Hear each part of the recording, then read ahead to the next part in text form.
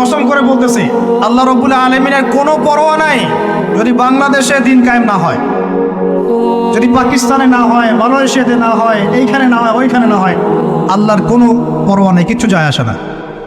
কারণ আখিরুজ্জামান স্টাডি করলে আপনি পাবেন যে অবশ্যই অবশ্যই নবী ঈসা ইবনে মারইয়াম এই পৃথিবীতে আবার আসছেন ইনশাআল্লাহ, এবং তিনি আসার আগেই মুসলিমদের মধ্যে একজন ত্রাণকর্তা আসবেন। তার নাম মুহাম্মদ। তার নাম কি? মুহাম্মদ। বাবার নামও আব্দুল্লাহ, মায়ের নামও আমিনা। মিল থাকবে বংশের।